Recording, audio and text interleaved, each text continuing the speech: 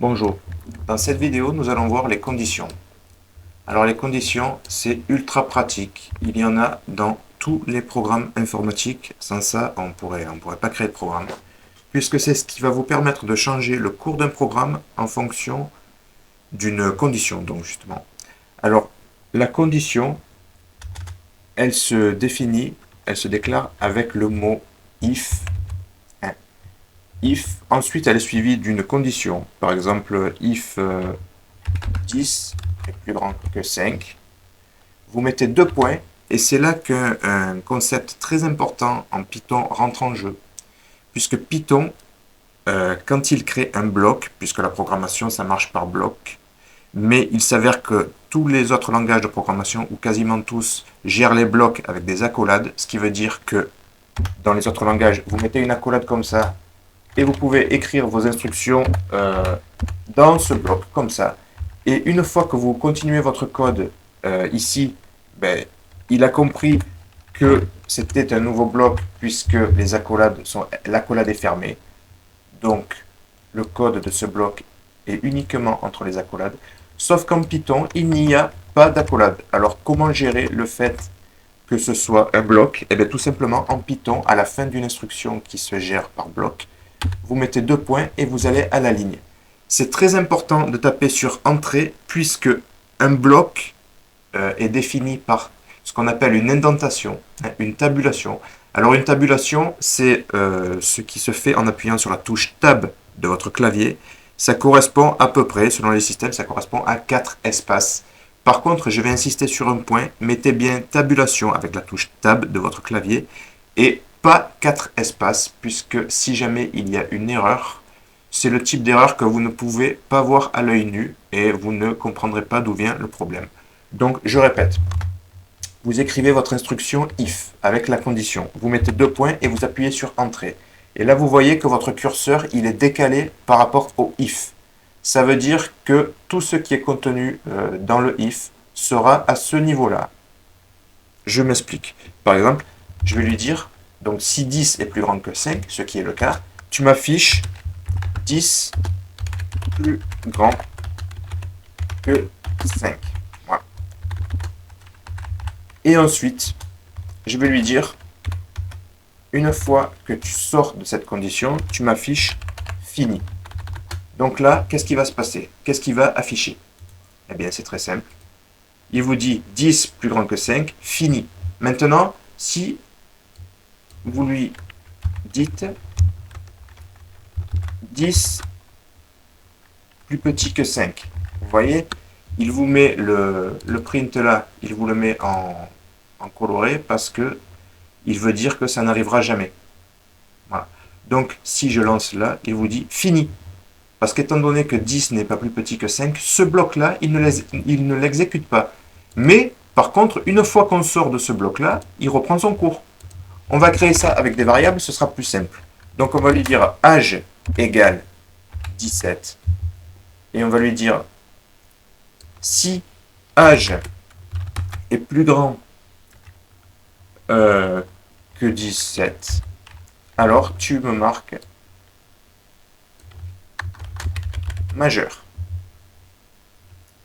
Et tu me refais un print et tu marques entrée sur le site. Voilà. Donc là, quand on lance, il met juste fini, puisque l'âge n'est pas plus grand que 17. Maintenant, si l'âge est égal à 18, il marque majeur, entrée sur le site. Vous voyez, il a mis le deuxième print quand j'ai tapé sur entrée, le deuxième print, il me l'a aligné avec le premier, parce que nous sommes dans le bloc du if.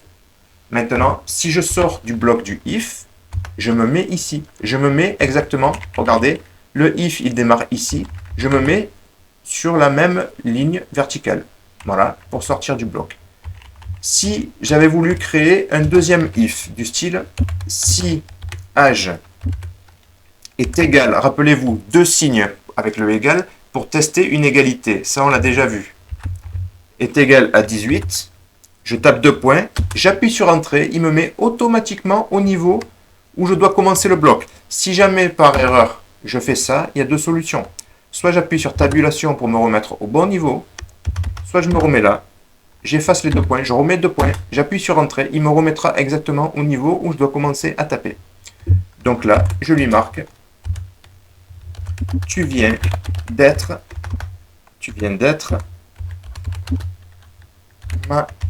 majeur.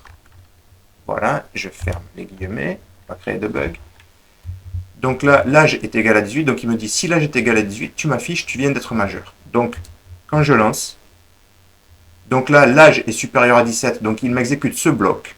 Puis ensuite, il teste si l'âge est égal à 18 et il lui dit tu viens d'être majeur. Et ensuite, une fois qu'il sort de ce deuxième bloc, il m'affiche fini.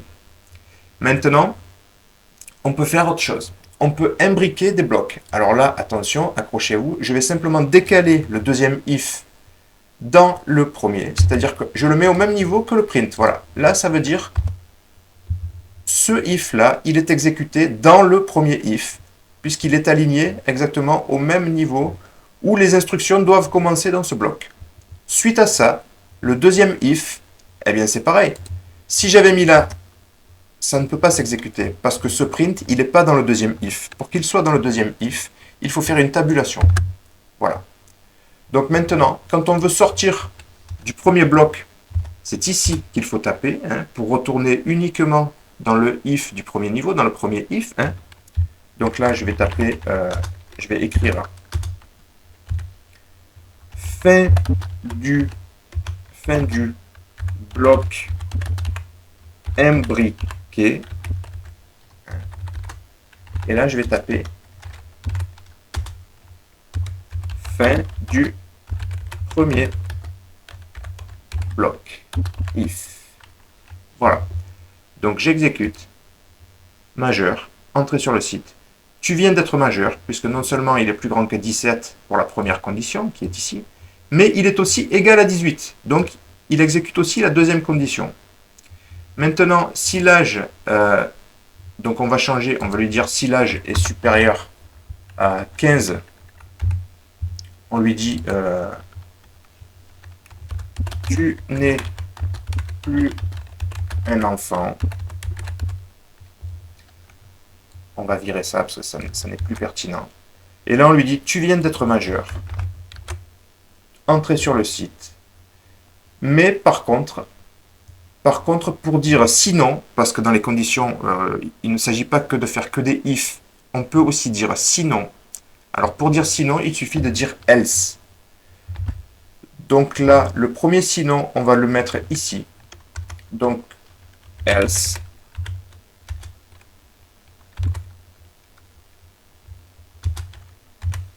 Tu n'as pas 18 ans. Alors là, qu'est-ce qu'on a fait? Je vais espacer un peu pour qu'on comprenne un peu mieux.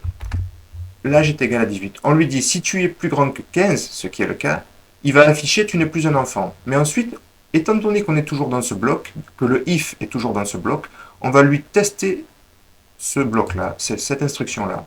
Et on va lui dire, si l'âge est égal à 18, tu m'affiches tout ça. Mais, une fois que c'est fini, tu ne m'exécutes pas le else. C'est soit l'un, soit l'autre. Donc, ce qui veut dire qu'après ça, tu repars ici, à ce niveau-là, fin du premier bloc if.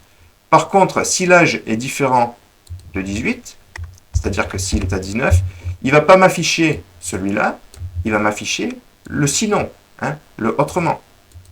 Voilà. Donc j'exécute. Tu n'es plus un enfant. Donc là, puisque l'âge est supérieur à 15, il affiche tu n'es plus un enfant. Il teste si l'âge est égal à 18, mais il n'est pas égal à 18, puisqu'il est égal à 19. Donc il ne m'exécute pas ceci, il m'exécute le else, il m'exécute ça. Tu n'as pas 18 ans. Ensuite, il m'exécute fin du premier bloc if, et ensuite fini. Voilà. Donc je vais recommencer, je vais récapituler. Un if. Est-ce que l'âge est supérieur à 5, par exemple? Ou on va dire à 7, voilà. Ok. Là, tu mets tu n'es plus un bébé. Maintenant, il n'y a pas que le else, il y a aussi le sinon si. Parce que vous doutez bien que faire if else à chaque fois, ce serait long. Donc on peut faire if. Si c'est pas bon, on fait if else, qui veut dire sinon si. Et ensuite à la fin, en général, on met un else. Donc là, else if, ça s'écrit elif en Python, c'est le seul langage où on l'écrit comme ça, mais c'est pas grave. On lui dit, si l'âge est supérieur à 15, on va dire à 16, on va lui dire print, tu n'es plus un enfant. Sinon, si, donc, elif, l'âge est supérieur à 17, on lui dit tu es majeur. Maintenant, on lui met un else. Ça veut dire quoi? Ça veut dire que aucune de ces conditions n'est respectée. Ça veut dire que l'âge n'est pas supérieur à 7. Donc déjà, quand le premier if n'est pas respecté, on passe au else if. S'il n'est pas respecté, on passe au else if suivant. S'il n'est pas respecté, on finit par le else. Donc, si l'âge n'est pas plus grand que 7, on teste est-ce que l'âge n'est pas plus grand que 7. Donc là, non, du tout. Du coup, non, parce que s'il n'est pas plus grand que 7, il n'est pas plus grand que 16. Voilà. Ensuite, est-ce qu'il est plus grand que 17? Et ensuite, à la fin, non. Donc, à la fin, tu es un bébé. Donc, on teste. Tu n'es plus un bébé. Voilà. Parce qu'il a exécuté celui-là. Mais étant donné qu'il est rentré dans celui-là, il a sauté directement, voilà, à la fin du bloc, c'est-à-dire ici. Donc, j'aurais dû mettre, pour vous montrer, j'aurais dû mettre ici. Fini. Voilà.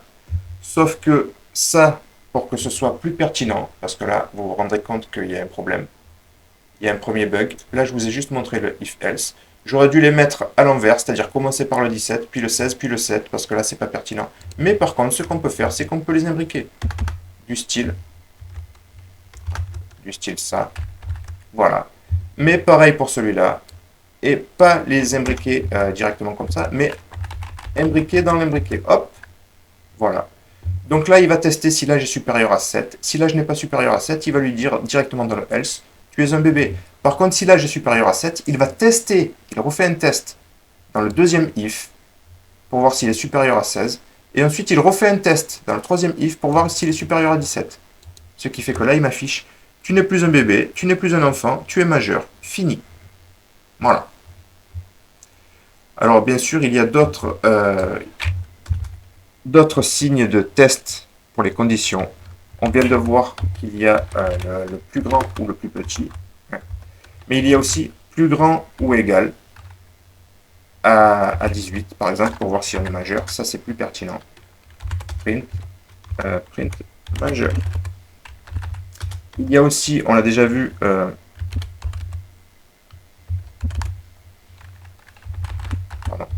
si l'âge est égal à 10, par exemple. Donc là, c'est pour tester un âge pile.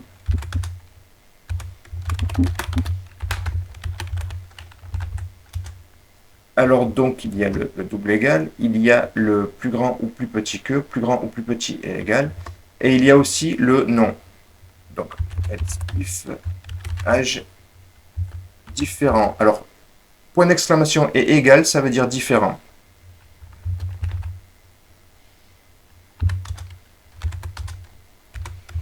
Tu n'as pas 12 ans.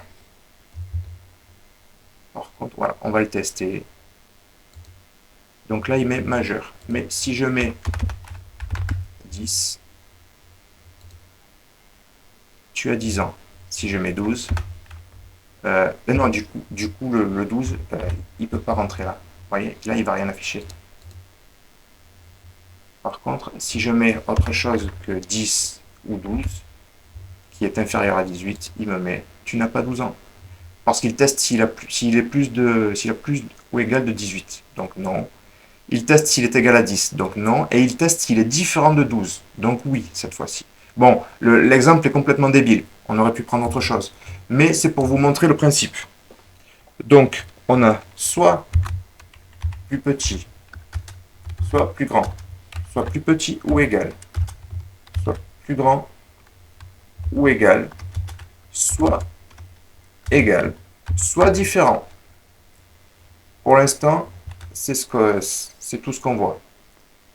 Il y en a des plus compliqués. Par exemple, quand vous voulez tester si un nombre est pair. Ben là, on va dire l'âge. Donc, si l'âge modulo 2 est égal à 0, je rappelle que le modulo, c'est le reste de la division. Donc, ça veut dire que quand vous divisez par 2, combien il reste? Donc là, quand on divise 13 par 2, il reste 1. Donc, âge modulo 2 n'est pas égal à 0. Donc, ça veut dire que l'âge est impair. Print impair. Alors ça va être utilisé très souvent, très souvent, donc retenez-le bien. Print pair. Voilà. Donc, on teste si l'âge est pair. S'il est pair, on affiche pair. S'il n'est pas pair, on affiche impair. Voilà.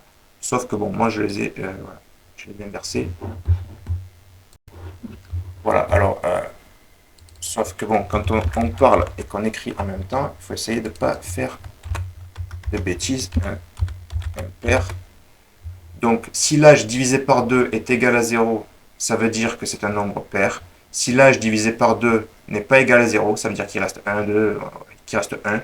Donc, c'est impair. Hein, voilà. Voilà. Donc, si vous mettez un âge qui est pair,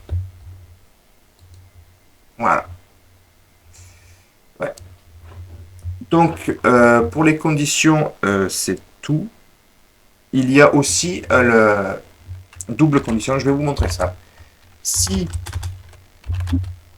l'âge est plus grand que 10, par exemple, et donc quand on veut tester deux conditions, il faut que les deux soient vrais pour que ça fonctionne, et que l'âge modulo 2 est égal à 0, là ça veut dire si l'âge est supérieur à 10 et qu'il est pair, alors là on écrit quelque chose du style âge plus grand que 10 et pair.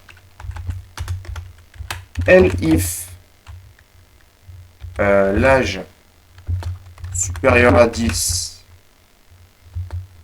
and âge modulo 2 plus grand que 0.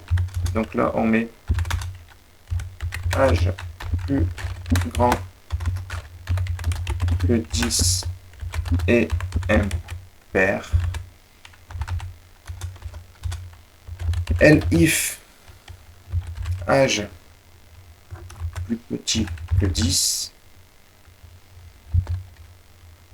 ou, alors quand on met or, c'est ou, âge modulo 2 égale 0. Donc là, on lui dit âge plus petit que 10 ou impair. Sauf que, voilà, vous allez voir, on va le tester. L'âge plus grand que 10 est pair. C'est normal, l'âge est à 12. Là, je vais mettre l'âge à 11. L'âge plus grand que 10 est impair. Donc, si je mets l'âge égal à 10, il va me dire âge plus petit que 10 ou impair. Oui, parce que j'ai pas géré le fait. Déjà, je sais pas écrire pair ou impair. Donc, âge plus petit que 10 ou pair. Donc là, l'âge est pair. Donc là, si je mets 9, donc l'âge est impair, mais il est plus petit que 10. Âge plus petit que 10 ou pair. Ben, il est plus petit que 10. Voilà. C'est tout pour l'instant pour les conditions. Je vous remercie d'avoir regardé cette vidéo. N'hésitez pas à la liker et à vous abonner. Et si vous avez des questions, laissez-les en commentaire.